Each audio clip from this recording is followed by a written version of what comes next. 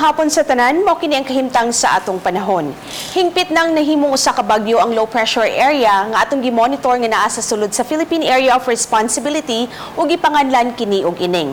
Naa kini sa tropical depression category ug ganihang alas 10 sa buntag, gi-estimate kini nga nahimutang sa 1,155 kilometers sa east sa Infanta, Quezon.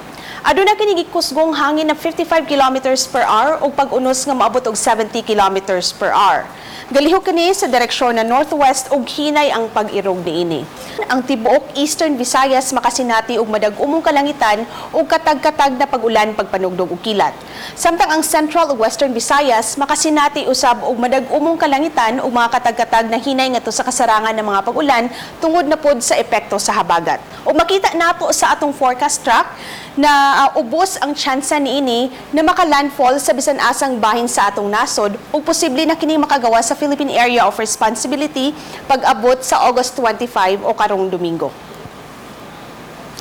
Ug para sa kahimtang sa atong hangin ug kadagatan, kasarangan nga kusog na paghuros sa hangin nagagikan sa habagatang kasadpan ngadto sa kasadpan ang magpasulabi sa eastern section sa Visayas ug ang kadagatan kasarangan ngadto sa may pagkabaluron din adunay wave height between 1.2 to 2.8 meters. Samtang ang Central ug Western Visayas makasinati og hinay ngadto sa kasarangan na hangin ug ang kadagatan magmalinawon ngadto sa kasarangan ang pagbalon. Atong low tide sa alas 8:26 sa gabi adunay gimubo na 0.29 meters ug high tide sa alas 2:34 sa kadlawon adunay gitas-on na 1.25 meters.